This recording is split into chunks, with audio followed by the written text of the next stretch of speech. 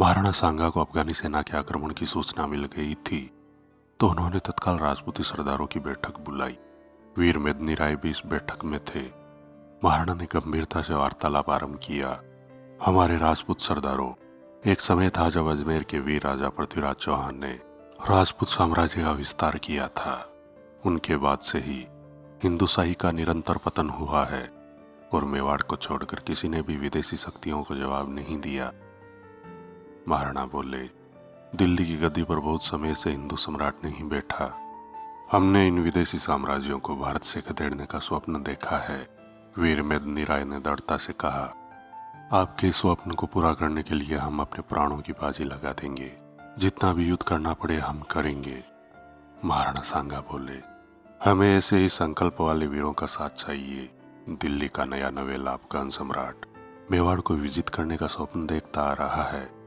जो काम उसके अनुभवी और वीर पिता से न हुआ उसे वह कल का लड़का करने की इच्छा रखता है। विडंबना यह है कि वह अपना बल आजमाने मेवाड़ की धरती पर आ रहा है।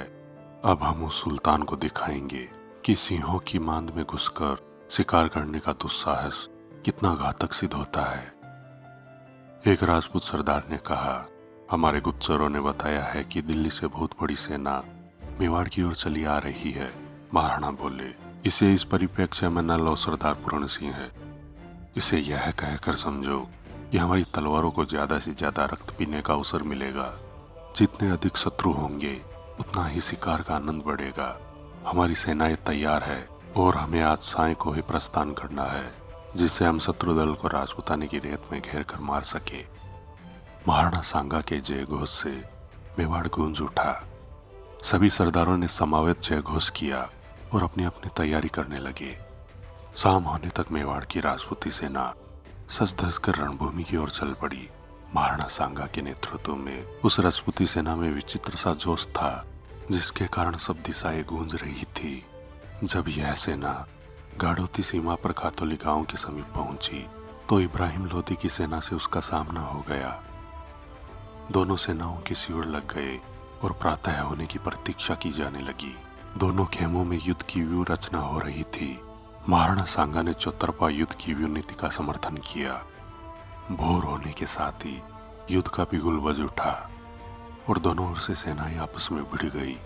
मगर राजपूत वीरों ने चारों ओर से अफगानी सेना को घेर लिया और भीषण मारकाट मचा दी। बीच मैदान में महाराणा सांगा और मेदिनी राय जैसे वीर योद्धा अफगानों की कठिन परीक्षा ले रहे थे। उनकी तलवार ने जो विध्वंस मचाया उसे देखकर उनके कलेजे कांप उठे। महाराणा सांगा तो जैसे साक्षात काल रूप हो गए थे। उनकी तलवार से रक्त उड़ उड़ कर गिरा जा रहा था और उसी अनुपात में शत्रुओं के सिर कट कर उछल रहे थे। मेदिनी राय भी पीछे नहीं रहे। सलुम्बर के रावत राजा रतन सिंह का कौशल भी दर्शनीय था। मेड़ता नरेश राजा वीरमदेव भी एक मोर्चे पर अपनी तलवार की प्यास बुझा रहे थे। इस चौतरफा व्यूह रचना ने अफगानों के भागने के सारे रास्ते बंद कर दिए थे।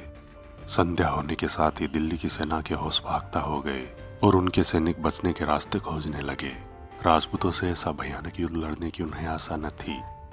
अचानक ही एक विष बुझे तीर ने महाराणा सांगा की बाई बुझा के कवच को भेद दिया और इसकी तीव्र पीड़ा से राणा तिलमिला उठे। तभी बाएं पैर में बिजंगा के निकट एक तीर आर पार हो गया। मेदिनी राय ने देखा तो तत्काल महाराणा सांगा को संभाला।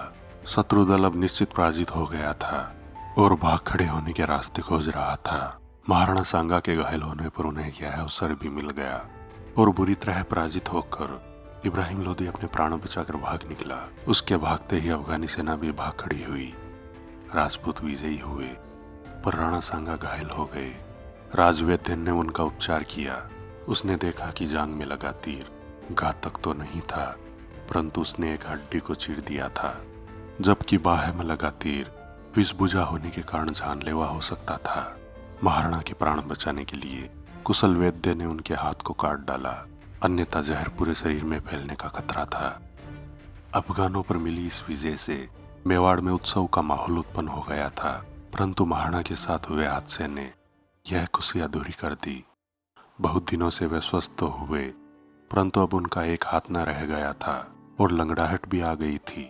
महाराणा सांगा ने फिर भी हिम्मत न हारी और उन्होंने अपने एक हाथ से नियमित तलवारबाजी का अभ्यास किया। राजपूत सरदार उन महाराणा सांगा की जीवटता को देखकर हर्ष से भर उठते थे और आश्चर्य में पड़ जाते। दोस्तों, मेवाड़ केसरी महाराणा सांगा के इतिहास से जुड़ा यह 17वां भाग आपको कैसा लगा? कृपया लाइक एवं कमेंट जरूर करें। मैं विजय राठौड़ जल्द लौटूंगा इतिहास से जुड़े रोचक एवं रोमांचक वीडियोस लेकर। जुड़े रहें हमारे चैनल स्ट्रेंज फैक्ट्स इंडिया के साथ। धन्यवाद।